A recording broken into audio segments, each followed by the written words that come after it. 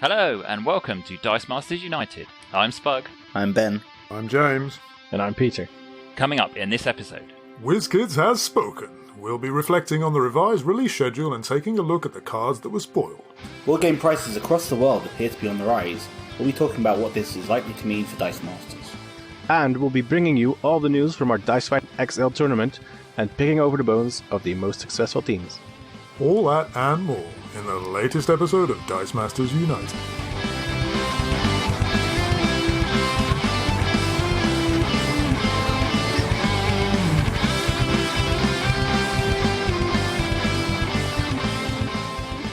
yes, well, while we've been away, in fact, I think on the very day that our last episode dropped, Wizkids spoke and they put out an announcement entitled What's Up with Dice Masters, which is kind of an interesting choice of headline.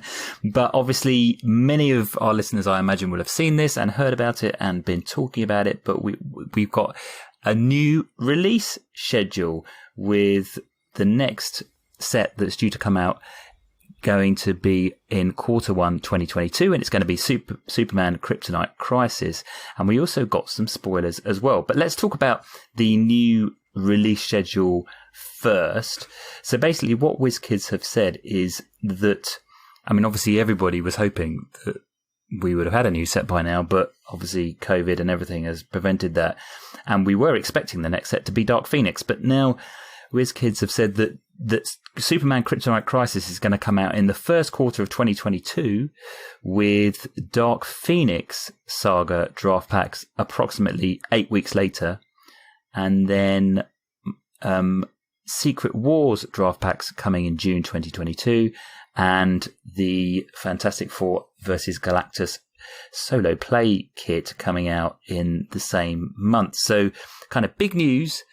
And we've all been hoping that we were going to get some good positive news on releases. And I guess this is it up to a point, but maybe not quite the news what we were hoping for. What do we make of what WizKids have said? I think it's amazing that they've said something. I think Yeah. we should start with pretty that rare. because we've been asking for them to say stuff for a long time, and they did. So fair enough. Yeah, that's certainly true. Ben, what do you make of the whole thing? I mean, it's good that it's clear. I think we'll get into probably the reasons why a little bit later. But yeah, I mean, it was quite obvious that they were at least a little bit reluctant to confirm what they were doing, because they've had solicits out, but they haven't been particularly set in stone for like the last year or so. So it's good that they've kind of cleared it up. Hopefully this will be the last rejigging of things.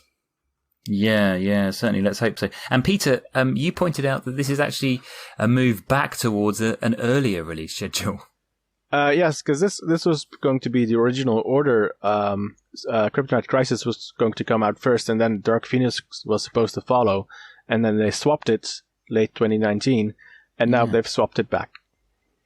Yeah, and I mean, they say in the announcement that this means that players will experience a set with a new look and feel, brackets, Kryptonite Crisis, followed by one with an older style, and then the new look again. But it feels like we don't really know why they've decided to do this. I mean, I assume it can't be anything to do with sort of supply issues, because I'm guessing that if they're going to get Dark Phoenix 8 weeks later, then if they wanted to release it first, they could just wait a bit and then put that one out first if they were waiting for it to arrive on a boat or something. What do we think about the change in order? I mean, at least it's going back to what they normally do, which is a DC Marvel. Yeah. So we've had a year or so playing with Infinity Gauntlet. Let's get some DC involved again. Yeah. It's interesting because they've spoiled a lot of Dark Phoenix. Yeah. So maybe they put that on the back burner a little bit because they know people know enough about that set to be excited. Yeah. And maybe Kryptonite Crisis can bring a bit more of that excitement, because we haven't really seen that much stuff from it. Yeah. I mean, do we feel... I mean, obviously, in the community, there's been a lot of chat. Oh, Dice Masters is dead. Dark Phoenix is not coming. It's been cancelled. I mean, do we feel... James, are you feeling reassured by this? I've never doubted it. Jimmy said it was going to happen. So I when it happens is another question entirely, and this seems to put dates to it. So I'm not sure it won't change, but I feel confident that the stuff will come out eventually. Like obviously, it's been developed, and a lot of time and effort's gone into it. Yeah, it's going to come. Let's hope it comes when they said it will this time. Yeah. To me, I mean, we're gonna get into this in a bit, but it seems like they're both done, right? Yeah. As far as I can tell, both sets are in production, if not already finished production. They're just kind of working out what's going to come when. Yeah. I think that's probably fair, and I think they've probably been done for quite a long time. I wouldn't be surprised. No. But for various, I imagine mostly pandemic-related reasons. And I don't know whether, they might be hoping, obviously, as you said, it has been quite a long time. The last set we had before Infinity Gauntlet was the WWE box set, wasn't it? I think, which is the last kind of collector's box that we're going to see for a little while, at least, based on the forthcoming schedule, because of the move back to kind of draft packs. And I'm wondering whether WizKids were just thinking, well, with hardly any in-store play possible at this point, maybe we should just wait and not release sets when people are not going to be able to draft with them, and because we'll miss quite a lot of business by people just wandering into a store and playing a pickup game, or taking part in a tournament where they just buy a draft pack and do a kind of off the cuff thing. What do we reckon? Jimmy does seem quite big on the draft thing. It sort of passes me by a little bit because I tend not to draft in the slightest. So it's another form of collectible to me. But clearly that's not how everyone sees it. So you might well be right. I would say it's 100% the reason why. Yeah, for sure. That's the I think consideration is how to get this product into people's hands. Yeah, and they want, I think, people to be in the stores excited about picking up the product. Getting that kind of name brand recognition out there again, because it's been gone for a long time. Yeah. No, it certainly has. I mean, Infinity Gauntlet was released about a year ago now, wasn't it? I think in the States and Canada, and obviously we in Europe didn't get it till quite a while later. So it's going to be a very long break. Even if, and obviously WizKids are notorious for not hitting release dates. We can hope that this doesn't slip again, but Q1, it's going to be a good 18 months, isn't it? Until there's a day and month. Don't worry about it. I mean, obviously they say one line that did kind of stand out for me, and I wonder what you guys make of this. They say, we've been actively working on these sets and more, with some exciting news we'll be sharing closer to the release dates. What do we think could be going on there? What does that, have we got any thoughts or kind of speculation on what this exciting news might be? It's clearly Judge Dredd, isn't it? Well, do you think it could be do you think it could be a new IP? IP? It could be anything. I'm not. Maybe a new OP kits. Yeah, because obviously these are play-at-home kits or whatever they are. Basically, we've just had one of so far, haven't we? What were they called? Slingers? Was it Slingers? Yeah, City Slingers. I don't know. City Slickers. It was. I think they were basically, as with most companies, scrounging around for ways to keep their product valuable in pandemic. Yeah. So they came up with this idea. It was good to see. Hopefully they continue it, because I think a lot of the player base that already exists would like to see more of the play-at-home kits, because lots of people do just play at home, and this is a really good game to play over Zoom or Skype or whichever. Don't know if anyone uses Skype Hangouts to play. It's a really good game to play that way, and there's a really good community online that plays that way. But that doesn't grow necessarily. It's very difficult to grow Dice Masters via that means, right? Yeah. The best way to grow it is by people being in stores, people playing that game. Yeah, chucking dice. Yeah, that is certainly true. And obviously, I think there is a decent chunk of players out there who just kind of play the odd game in stores and will just join in with a draft and that kind of thing. And casual players can easily, draft packs are a dream, aren't they, for casual players, because you don't need anything other than, some basic some basic sidekick dice. That's basically all you need, and someone's always going to be able to lend you them. So, I'd be very surprised if this is not a. I know we asked the question when we interviewed Jimmy about Dice Masters 2.0, but I'd be very surprised if, and he said no. But I would be shocked if this wasn't a relaunch, not a Dice Masters 2.0, but hey, we're back with a bunch of stuff. Especially with the Fantastic Four single player. Hey guys, pick up this game. You can test it out, and also we have all this product you can draft in store events that are happening right now. Yeah. Welcome back to the game store. It's been so long. Yes. A soft reboot. A soft reboot. Yeah. So I think they're just kind of working out what sets go well with that line. From what we've seen, I would say that Dark Phoenix is a really good set to jump in on. Yeah. In that it has lots of the big kind of splashy globals. I think globals are one of the standout mechanisms of this game.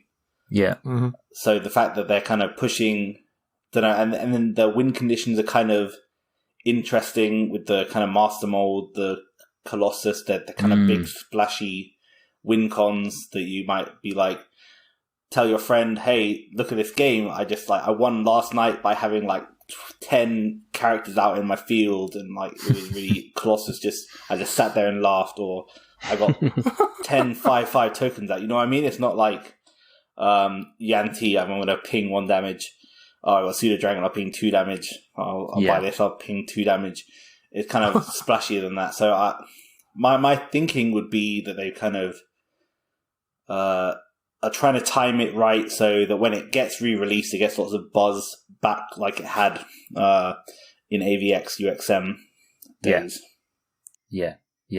We should probably look at the spoilers that were also released with this announcement. And if you just look at the physical amount of text on these cards, we'll get into them, but look at something like Starro, which we're going to read out in a second, but that is such a Dice Masters player's card. You know what I mean? Someone who's experienced with the game will be like, hey, that's a pretty good card. But someone who hasn't experienced the game will look at that and be like, why am I re-rolling this dice over and over again? What? And the best side I can never have? Yeah, exactly. What's that all about? And the Wonder Woman, look how much text is on that card. I'm not going to bother with that if I'm new to the game. Yeah. Although it's amazing for us old players. So I think Kryptonite Crisis is a much more... I'd be interested to ask Jimmy his thoughts on it, but from what we've seen in the limited spoilers of Kryptonite Crisis, it seems much more of a set for experienced players, which isn't something you necessarily want to do a soft reboot, to steal James's phrase of, you don't want to launch with a soft reboot, which is, hey, look at all this complex stuff you have to learn before you play this game. Yeah. And globals, I think, are often one of the things that can intimidate kind of new players up to in a way, don't they? They kind of look at them and think, I'm not really sure if I know about using globals. I just want to avoid those. I just want to deal with the text on the cards, and that's about right. But then the Dark Phoenix globals are all big and I can give Overcrush to this character. Wow, I can blank this character. Oh wow, I can just feel a psychic prep a die with 2 energy. It's not fussy. It's not I have to say this energy and this energy. It's just any 2 energy. Yeah. That is a good point. Well, did anybody want to say anything else on the draft schedule and the general announcement at all, or should we just have a quick look at some of these spoilers that have dropped as well at the same time? They obviously wanted to kind of soften us up. Maybe not quite the right word, but with a few spoilers. I would just probably say that sugar the pill, surely. Yeah. I would say that Secret Wars and Fantastic Four vs. Galactus both being June 2020 definitely means that they both won't be June 2020. Yeah. I can't see them both being released at the same time. They might go together, I suppose, which would be interesting. Yeah. I would suspect that the Fantastic Four vs. Galactus solo mode gets pushed up a bit if they can manage it. Yeah. Well, it will be really interesting to see. Obviously, if they do stick to this release schedule, and there is a big if in that sentence, but if they are able to release Dark Phoenix about 8 weeks after Kryptonite Crisis comes out, it'll be really interesting to see what effect that has on the developing meta, because if there's only a couple of months between one set coming out and then everybody getting a whole new set of toys and cards to play with, it'd be really interesting to see whether the Kryptonite Crisis stuff, for example, a lot of it goes kind of unexplored. I mean, I think one of the nice things that we've had, I mean, I don't think any Dice Masters player would have wanted a delay of this long before having a new set. But one of the benefits of that has been, I think people have been able to explore some of the cards in the Infinity Gauntlet expansion a bit more than they would have otherwise been, because what normally happens is people pick out the kind of the starry cards, and then a few weeks later, another set comes out, so let's move on to that. Whereas obviously we've had a really long period of time. Now I wonder if the opposite might end up being true with Kryptonite Crisis, in the sense that it comes out after a really long wait, but then just a few weeks later another set comes out, and maybe some of the kind of gems might go a little bit neglected in that set. Especially seeing it's a draft set as well, because when you do drafting and it's a draft set and you play with it with drafts, things often boil to the top, which aren't necessarily the best cards from the set, just they work well by themselves in draft. Yeah. Thinking about like the Morph Uncommon, which was competitive-ish, yeah, but actually wasn't as good, or something like the Catwoman, the one where you flip it a bunch of times. Yeah. Or the Firefly from that Justice. set. Justice. Yeah, Justice, exactly, from Civil War. Yeah. They were all really good in draft, but after several plays you didn't get that. It'd be interesting to see that maybe there's some splashier cards in Kryptonite Crisis that rise to the top and then fall away, and then we think that set isn't as good, but we might be able to mine into it later, which is exciting, I guess. Yeah, no, it certainly is. And I mean, we are, generally, I think everyone's pleased to get some news, because it does feel like Dice Masters has kind of been a bit kind of in hibernation, hasn't it? It was up to a point in terms of what's actually been going on with no new sets and stuff coming out. But so it's great to get some updated advice on when stuff's going to appear. So let's have a look at some of these spoilers, because there are some interesting ones that have come out. I mean,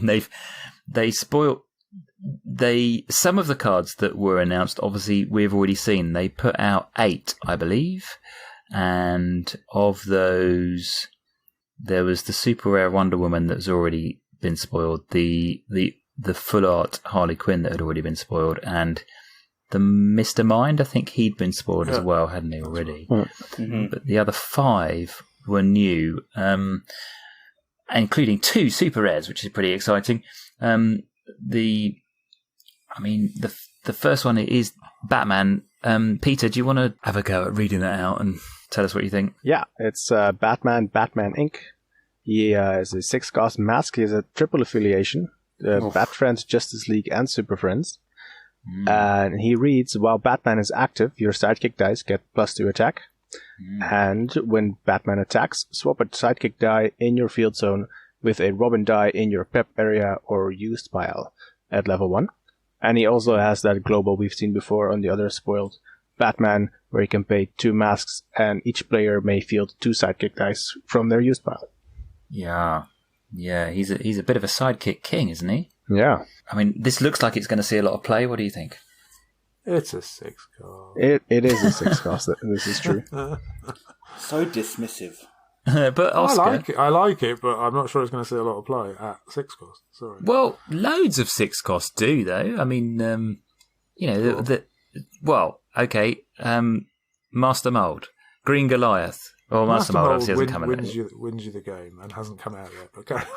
Yeah. I think can win you the game. Batman can win you the game. Green Goliath. Are you comparing Batman to Green Goliath? I'm not sure about that.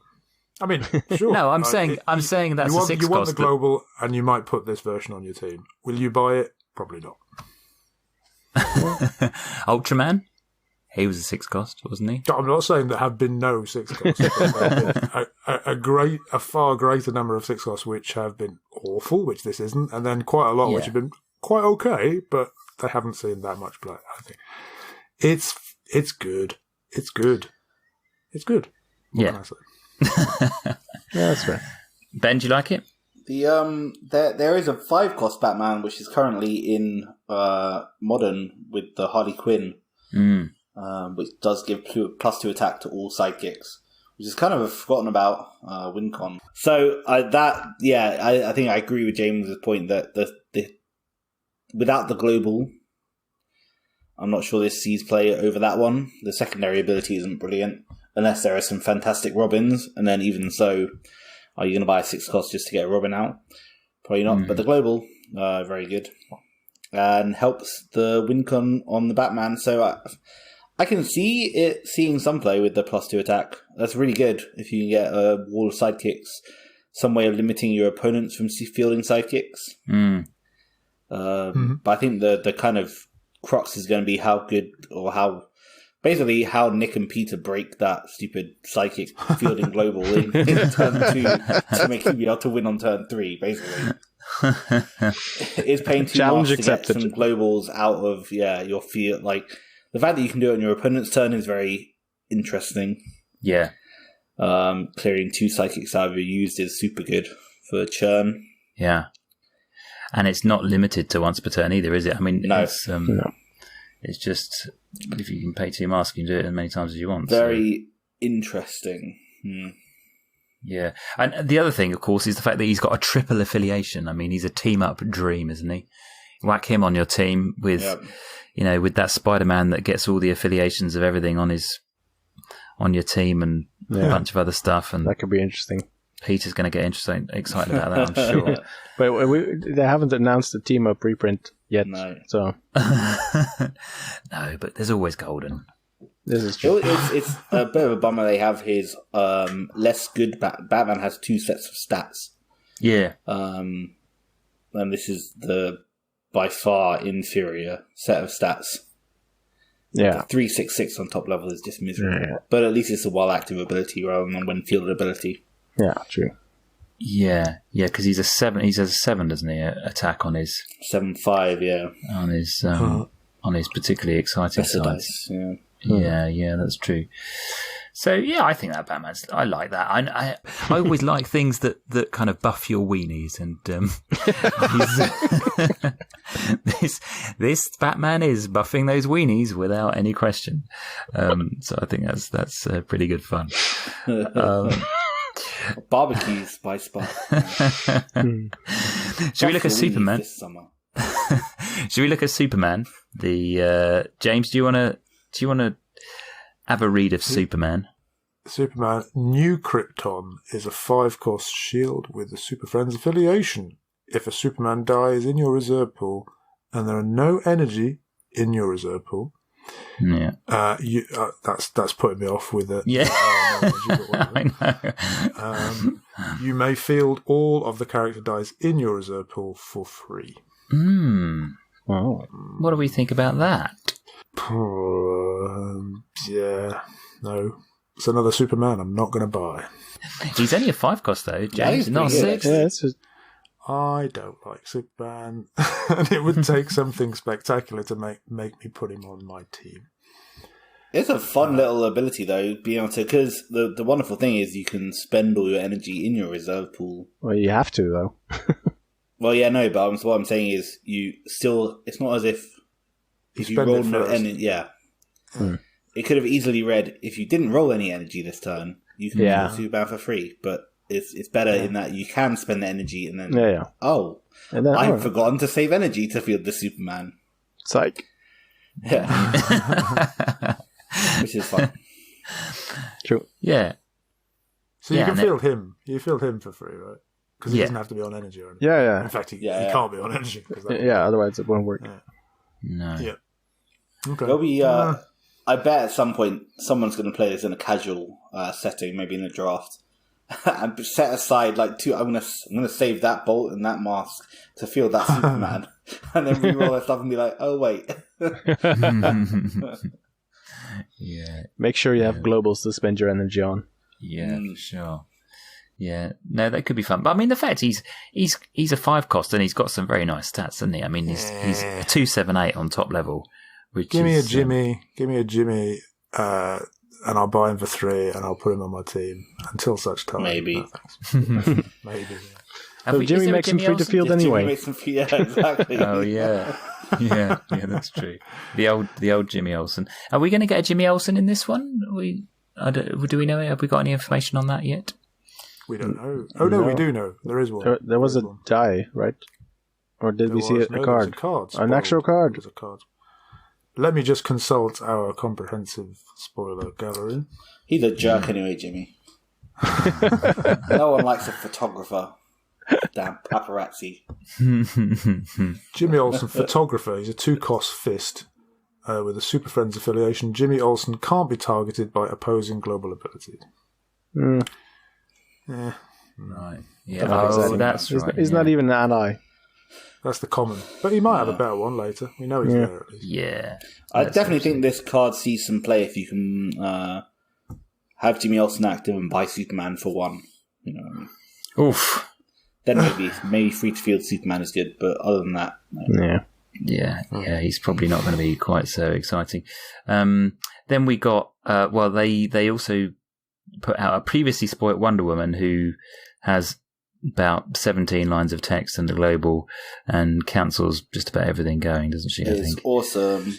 Reflections plus something else and cost 6, yeah. That's a 6 cost I would be prepared to buy. Mm-hmm. Almost completely kills Master Mold. Yeah, that's true, yeah. Yeah. Certainly does, yeah. So we won't dwell on that one because that's previously spoiled. They also put out they reminded us of the full art Harley Quinn 1 cost, which on the Vondervelde scale is one of the greatest dice we're ever going to see, I think, in the game, isn't it? Isn't off that the right? scale.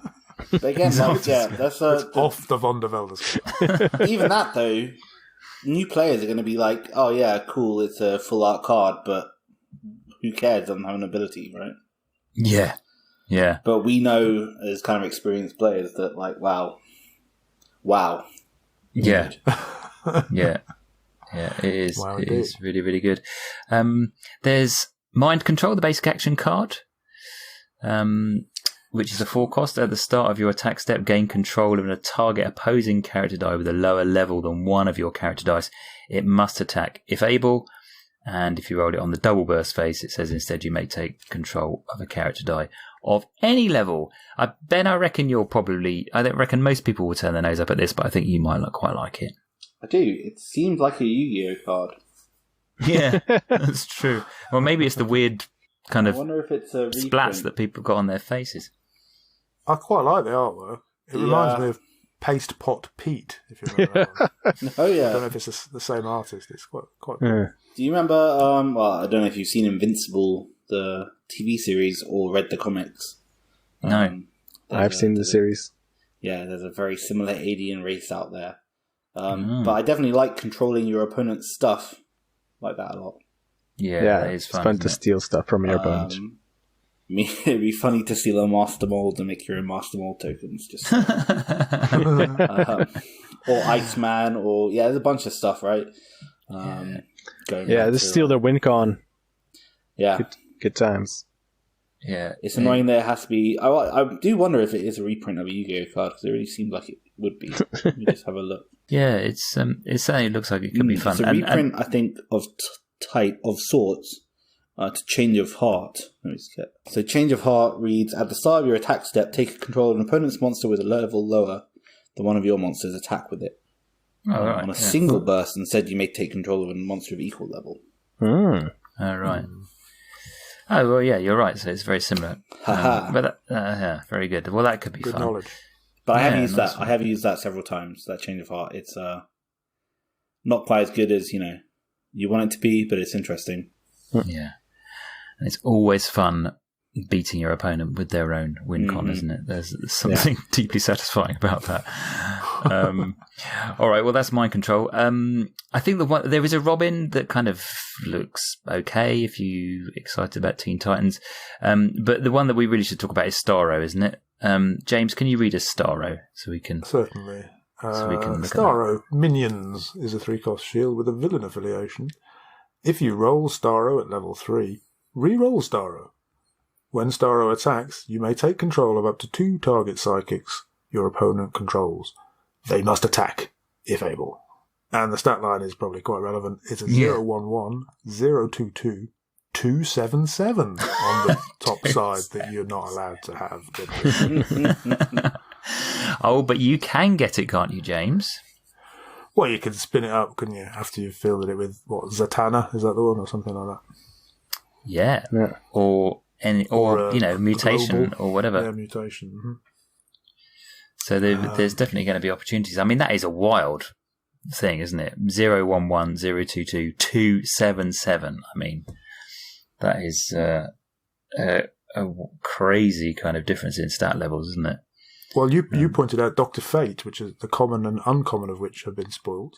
Yeah. Both of which, well, at least one of which, I suspect both of which have interesting text, but his stats are 002 on level 1, 032 on level 2, and 377 on level 3. Yes. So equally, or if not a bit more wacky, to be honest. Yeah. 3 costs as well. No. He's a 4 cost. 4. But he does have an ability on the... You can field him on level 3, though. Dr. Fate attacks. He gets plus X attack, where X is the attack of one of your character dice that isn't attacking. That card is definitely bonkers. But the 1 cost reduction does make a little bit of a difference. For sure. I still feel like this story is fun. Yeah. Yeah, it's very thematic, his ability, because, he shoots these little stars that control people, as can be seen on the mind control. And so he just takes control of your opponent's sidekicks. Super cool. That is good. And if you can get him on that level 3. special power, which prevents him from using his power at maximum force. Yeah. No, I think that may just be there to not have people have an easy 3 cost 7/7. Right. Yeah. No, I like it. It's fun. It's interesting. Yeah. Yeah. I think this is a very good in draft card, which is going to see a lot of people trying to make it work with wackiness. I really hope there's a spin-up ability, maybe not a global, but some kind of spin-up ability in set, because 7/7 at top level for a 3 cost is very, very tempting, isn't it? Mm-hmm. Yeah. I mean, there's always the basic action of Power Almighty, isn't there, from the Justice set? Spin up each of your character dice 1 level. For each active character die, you could not spin up Prepper die from your bag. I mean, that would be very cool with this. If you bought, if you're able to get 2 or 3s out. But the trouble with this die is, of course, that there's only 2 of the 5 sides you can actually field, isn't it? So he's going to be harder to roll. But if you use Power Almighty, you get to re-roll him, so it moves the stats around. Like, it's not like if he's level 3, he's energy. He's not. You get to re-roll it, so it's okay. It's like the same, I think, isn't it? Yeah, but if you want to get him out, no, it's not. It's not the same. It's not as good, but it's not as bad as you might think. No. I just wanted to get back to the Power Almighty thing, because if you use Power Almighty after attacking with him, you have 2 extra sidekicks that'll get you a prep, so that's a pretty good combo. Oh yeah, that is Yeah, the fact that he clears out jump blocker, I mean, what Peter just said is actually a really good idea, actually, with the Power Almighty. Yeah, the fact that but also it just clears out jump blockers, right? Like, this gives you a 7/7 and removes 2 of their, like, little weenies. Yeah. And it stacks. Yeah. And then you add the Batman, and you get brushes. Yeah. That's super fun. It's super fun. I mean, I think most people have seen this card. Again, an experienced player would be like, wow, yeah, the Batman will combo really well with this. Power Almighty combos really well with this. Like, let's try this out. But whereas a new player will be like, I don't really understand why I have to re-roll all this dice all the time. I wonder if there's the way to abuse the fact that you have to re-roll it on level 3. The fact that you will have to do what happens, there's there is that X-Men, the Scarlet Witch, that lets you decide the level. Yeah. Right. Before you field it, at the end of your roll and reroll, you can choose the level. You can just spin it to that level or something, right? Something like that. What's that? That's interesting. What would happen then? Then you can just field it because you haven't rolled it to that side. I guess so. Anyway, this is a discussion but it just breeds ideas, right? Yeah. Yeah. No, it does. No, it's going to be good, and so it is good to to see some more spoilers. Should we round up that little spoiler discussion there, do you think? Unless anybody else wants to mention anything particular? Let's crack on. Let's crack on. All right, well, let's move on to the next segment.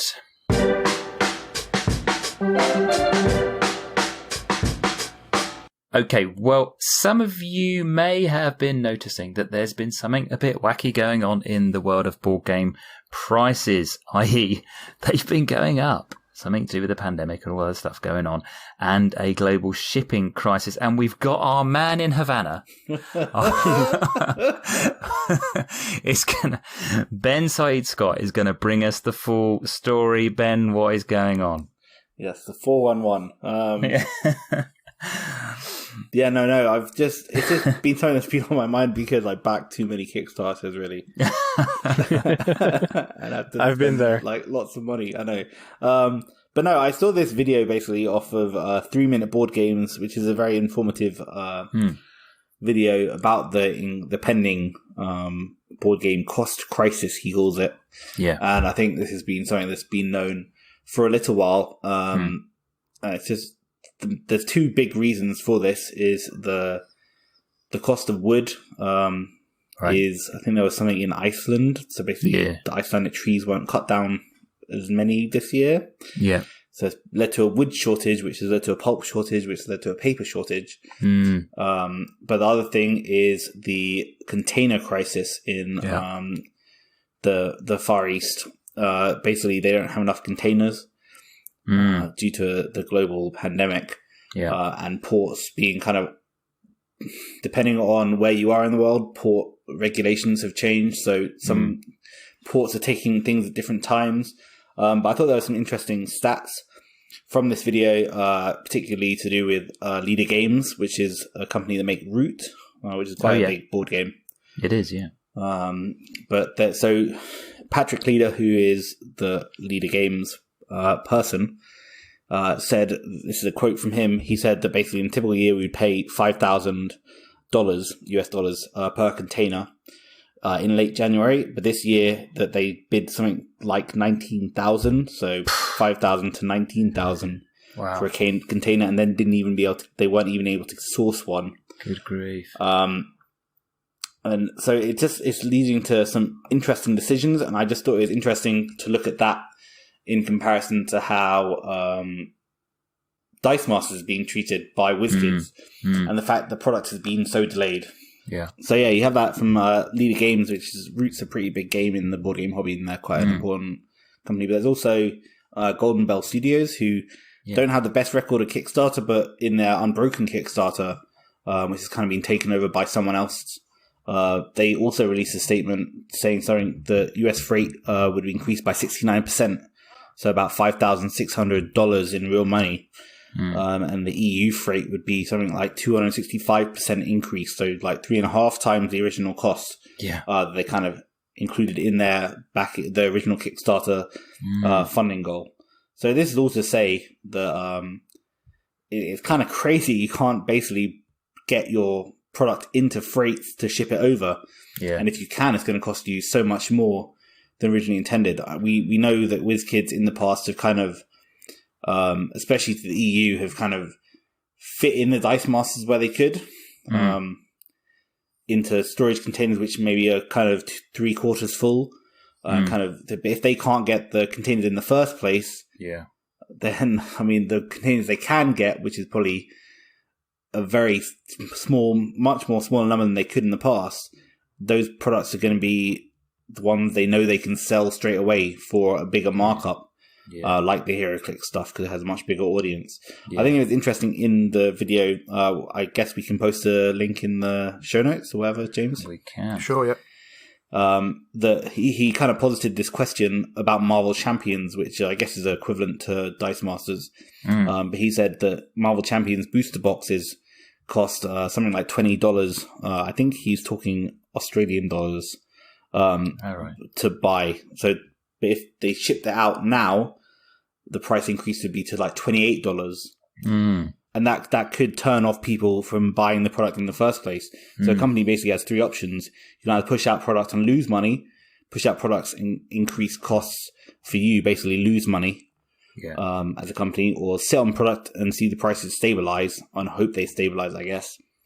So this is all to say that it makes sense, actually, that Dice Masters and Jimmy have put out this statement delaying the product until next year, when they know they can get it right, when they know they can bring out product in a sustained release and do this kind of soft reboot with kind of muting that might be what they're trying to do. They don't want to, I guess, do Infinity Gauntlet again, release it, and then have to wait a whole year before anything else happens. Release that product into an environment which there's no stores open to sell the product. There's no one drafting the product in store, so people are just buying it as collectible sets. And they don't want to put it into shipping containers, which could basically store something else that they know they can flip, like their latest board game release. So it's difficult, but this kind of price increase has been something that has been coming. And lots of board game retailers are telling us on the board game groups in the UK specifically that December in particular this year is going to be a really hard month for new games. So I think it's kind of reassuring that Wizkids have put it off until January before they even start thinking about releasing any more Dice Masters products. Yeah. I mean, obviously in the UK we've had the extra pressure of Brexit and all that madness. Yeah, but, exactly. Which is obviously driven out costs as well for people in the UK, but we probably won't get into that here and now. I mean, it seems as if the long and the short of what you're saying is, Ben, is that probably prices for Dice Master stuff is going to go up. That's what people should probably expect. Yes, exactly. But not only that, that they're trying to reduce how much it's going to go up by pushing it out, by trying to delay it. If they make very little margin on these products anyway, so the margin they do make, generally they're trying to do it so that the next product down the line can sell more, and they're trying to increase volume, which can increase sales, which can increase profit margins. But they can only do that by growing the franchise. So their interest is on growing the Dice Masters, the people who are playing Dice Masters. They want to grow it. They don't want to let it rot away. They don't want to just force out product to appease, the people who are worried about the game dying. They're trying to do it in a way that is sustainable. I mean, we did contact Wizkids just to see if they wanted to say anything on this particular issue, and perhaps unsurprisingly, they weren't able to say anything definitive regarding pricing, but they did say that though they are sad to have left the 99-cent packs behind, we intend to stay competitive with our pricing, and we want to provide great value to the players.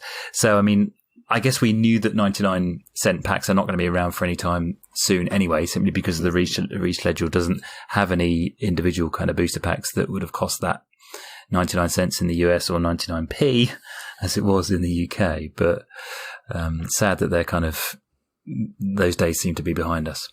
Yeah, but the draft packs offer much more value in a sense for a collector, but also as a means to push out that drafting kind of environment, right? True, yeah. It doesn't give you the same kind of feeling cracking that 99 cent or 99p booster used to, for sure. It's not quite as, addictive, but it does make it much more sustainable and affordable for them. But also at the same time, they don't want to increase it to, £20 a draft pack. So they need to make it as close to the £9.99 or whatever it is now, £9.95 I think is the going rate for Infinity Gauntlet. For sure. Yeah, well, that's really good, Ben. Thank you for bringing us up to date on that kind of a wider board gaming issue that looks like it's going to be affecting us at a Dice Masters level. Shall we move on to the next segment?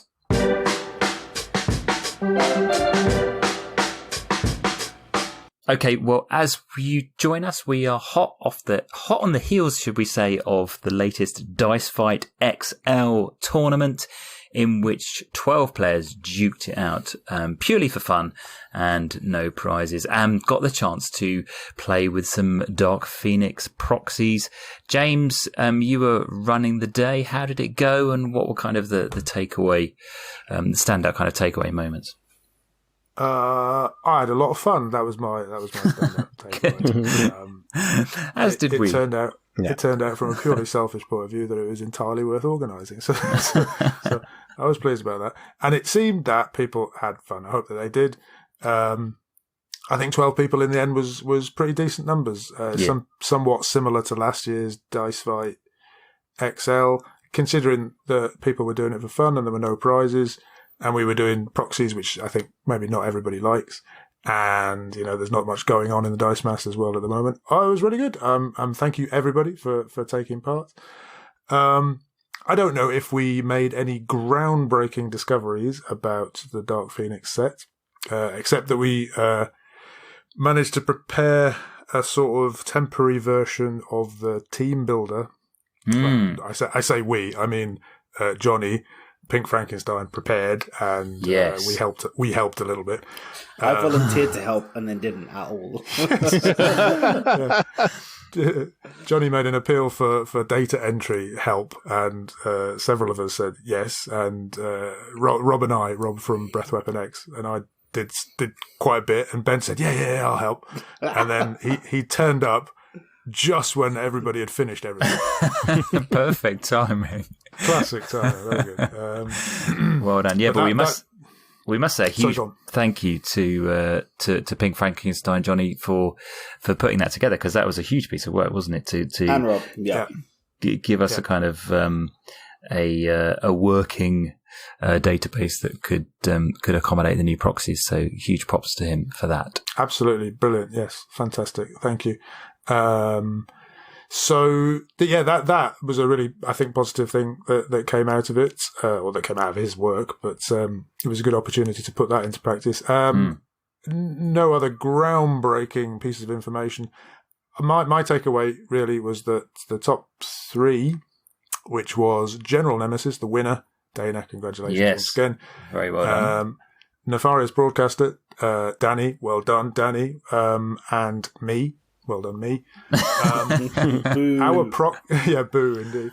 Our proxies were not win cons, but rather support cards. We all used the same two cards, which was Mr. Sinister Rare and Dark Phoenix Rare, which provides you with the Atlantis Global, which allows you to prep a psychic and field a psychic, and the Dark Phoenix, which allows you to knock something out with a bolt to get a discount of 2 on the next die you buy. Yeah.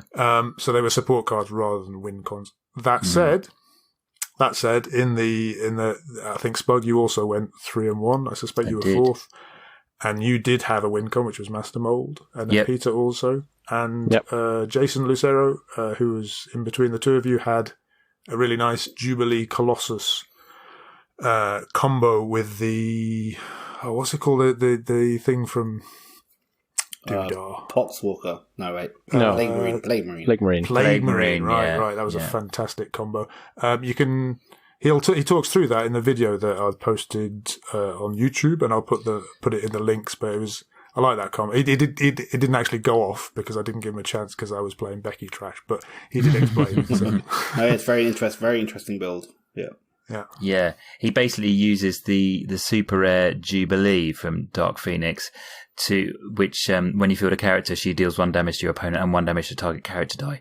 He then uses that basically to knock out a sidekick, and if he has a Plague Marine, which is a 2-cost fist, in his use pile, it says when a sidekick character die is KO'd, you may field a Plague Marine character die from your use pile or prep area at level 2. So it means you can kind of start zooming these guys into the field.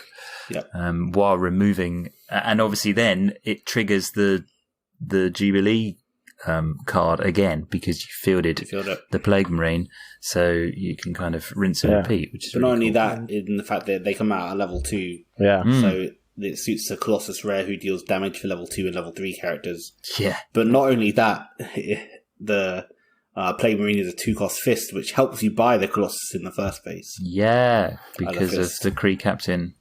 Yep. the Kree Captain Global. Although I don't think he had the Kree Captain Global. No, just because it's a cheap fist, isn't it, to buy Colossus? Yeah. And you can wrap it all up by using Hope, which first copies Jubilee, and then later you can switch it to Colossus once you've filled your field with 2 costs. Two level 2s, rather. Very nice team. Dana was the winner with a Thor team, I believe. James, yes, it was. He changed half his cards apparently from the previous tournaments, but it was basically the sort of fast Thor team. I mean, Thor wants things to be fielded, and you've got Mr. Sinister that you can use generic energy to field sidekicks and prep them at the centre. Yeah. And he had Collector Global as well, I think. So, I think I got 1 hit in or something, and then his team kicked in, and it very nearly trashed me. And then I managed to buy Drax, and somehow got rid of Thor or something. And somehow I managed to hold on. He did win. He won on time because he was a little bit ahead on life, and we played it out in the end. And the game was a great game. It's on YouTube. We won't go into details. If you want to watch it, check it out. I had a lot of fun. So thank you, Dana. It was really good. Yes, because you two met in the kind of the effective final, didn't you, really? Because you were both 3-0 going into the final round, and it was a face-off between the two of you, really, as to who was going to take home the big prize. And indeed. Although, in the end, Danny came in between us. He came second in the end with the Jubilee team, which was one of Ben's favourite teams, but slightly tweaked, which has been working very well for him. And he had his lovely dice fight mat as well, which was great. Very well. Oh, very yes. irritatingly well. He'll know what I'm talking about, but yes, very annoying. Yeah, he's certainly been. It sounds like they've been rolling very nicely for him. So, Danny, I am very pleased for you because, again, he's a great guy, and it's really good to see him doing well, and particularly after he helped us with a bit of kind of pre-event promotion, didn't he, with his dice mat that he did, and a video thereof. A little video, which is really cool. I didn't get the pleasure of meeting him. I did play Dana in the first round. And I was playing the Master Mold, which I think is really good. But I felt as if my build wasn't entirely optimized, partly because I wanted both the Dark Phoenix Global that gives you a discount on buying characters, and also the Mr. Sinister Global that enables you to prep and field sidekicks, because that can really help you get in quickly, and then also get sidekicks in the field so that you can knock them out with the global, the Dark Phoenix Global, but Master Mold, for those who aren't aware, he basically, when he's fielded, when he attacks, and when he KOs, he produces a 5/5 Sentinel token, so you can get 3 just for fielding him, attacking with him, and then knocking him out. Which obviously you can use the Dark Phoenix Global to do, and then if you can get him in rotation and you get 3 5/5s, and then if you can get a second one in rotation, it just gets silly very quickly. And you can just have a huge amount of 5/5 tokens swing around. So it's really cool. And obviously those tokens are things like Becky proof and Danny Moonstar proof, because they can't be spun out or re-rolled or any of that kind of stuff. So hang on, Spug. Your excuse is that your team wasn't optimized because you weren't allowed to have 3 proxies, so you couldn't have Mr. Sinister rare. But when you played Dana, he actually brought you Mr. Sinister rare. He did. Yeah. Did you win that game? No, I didn't, but I did learn. I did learn from that experience, and it was very interesting actually what happened, because we made a video, James, in which I bought Master Mold on turn 3 using the Mr. Sinister Global, and declined to buy it on turn 2 when I had the opportunity to do so. In this game, I didn't. I again had the chance to buy him on turn 2, and I decided to do so, and actually that, in retrospect, was a really bad idea. Ramp and Churner King. I know, exactly. Yeah, I should have done what I did in the video and waited until turn 3, and then when I got him in the field, what I hadn't bought by that stage was a Yawning Portal, which obviously makes them free to field, which actually really helps as well, and it gives you a nice source of bolts. And consequently, I left him in the field for a couple of turns longer than I should have because I got him on a big fat side. And so anyway, it was a good learning experience. How was your You're blaming Laurier for this because it was he who suggested that perhaps you should have bought it a bit sooner. Oh, it's not Laurier's fault. To Laurier. It's not Laurier's fault. I bought fault. my Master Mold on turn 2 almost every time. That's why you end up 6th. Yeah. I only barely lost. How was your Master Mold experience, Peter? To Danny due to his crazy luck with his Jubilees. Well, yeah. So the first round I played Jayson, and he just he had the nasty Colossus build. Combo. Yeah. And I very nearly beat him, but the reason I didn't was because he brought Emma Frost. Ah, yes. And so I couldn't swing in with all my tokens every time. Mm. Yeah, I like that a lot. Yeah. That's good, yeah. So that sort of killed my strategy. Yeah. And he also he blanked my Master Mold, which also wasn't very nice of him. But fair enough. But it's a fun card to play around with for sure. And I for some reason I played against everyone who brought Emma Frost and also the Angela that stops when fielded effects. So that completely so it killed my team. Yeah, but it was still fun trying to play around that and stuff. Future James here on a point of order. Peter did play Jayson in round 1, then he played Dan in round 2 and Rob from Breath Weapon X in round 3. It was Jayson who had the blanking from Typhoid Mary, but it was Dan and Rob who had Angela and Emma Frost. I will pop the links to the teams in the show notes. But yeah, that Mr. Sinister global is crazy, especially with Clayface. Because on turn 1, you buy a 2-cost, you Clayface that in, and you use that for the Mr. Sinister global. Yeah. And you can easily buy your Master Mold on turn 2. Exactly. Or your Batman Super Rare or that costs Batman, 6, James. Yeah. No problem. The Emma Frost is a really interesting metacal in general because not only does it help against Master Mold, it also helps against the Jubilee. Yeah. And if the Jubilee, I wish I'd brought one. If the Jubilee is as good as, the Jubilee could be, I think it could be really good, given the Dark Phoenix set tools that help it. The Emma Frost is a really interesting pick, and hopefully we see more of it because it's a good card.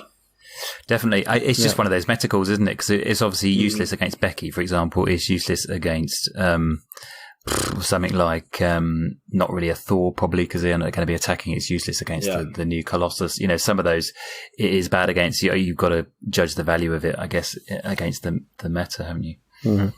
But it even helps with if you have Mr. Sinister Rare and they're fielding a bunch of sidekicks, well, they only have one psychic blocker or one psychic. Yeah, they can only block with one copy of a character. Yeah, that's true. Yeah, it's good stuff. Good. All right. Well, that was a lot of fun, James. Thank you to you for putting it together. The event went off very well. I thought very smoothly, and it was all done and dusted in very good time. So that was a bonus as well. I will say I learned one other thing, which is that challenge and Discord integration is actually pretty cool. I'm converted. Not for the weekly dice fight because I don't think it's worth it for small numbers, but I can totally see now. I didn't really see before, but I can see when you have 12 isn't a huge number, but if you have 30 competitors, the fact that you can have the stations there, and Jitsi worked fine in spite of my previous reservations. Jitsi was quite okay. And even if because you can post the stations up above the matchups, the pair ups in Discord. And if people don't like Jitsi, they can always use something else. It doesn't matter. And then you can integrate it with Discord, Troy's Discord bot. So you can report the results in Discord and it gets filled in automatically, which does save me a job, which meant that I could run it and record it and play in it, which was great. It was really good. Yeah. So very good. Very good. And, Nick, while a friend of the pod, has done a little bit of analysis on the teams, as tends to be his want. So, and I think the spreadsheet of that is probably available, isn't it, James? If we can put that. It will be by the time this check. comes out. Indeed. Yeah. Can I also give a shout out to Skyraver, who ran the Deacon, which that's cool. Oh yes, the uncommon that you've been getting excited about. Yes, I'm well excited. done, him. Yeah, good. I'm glad he's excited too. What else is coming up on Dice Fight, James, over the next couple of weeks? Well, on the 26th of August, Bug, we have Fisticuffs, which is combat damage only. It's a green event, and I've designated it as a dice school, which is especially suitable for people who have never played before, who haven't played online before. So come and get involved in that. And on the 2nd of September, Spug, we have I think it's the 18th Legacy event. Whoa. So we've got a fairly substantial ban list, but I'm pretty sure there are still WinCons, and as long as there's still interest, we'll keep going with that. And the 9th of September, I have not yet planned, so we will see. Just check out the Facebook page or the website where the information will be found. Brilliant.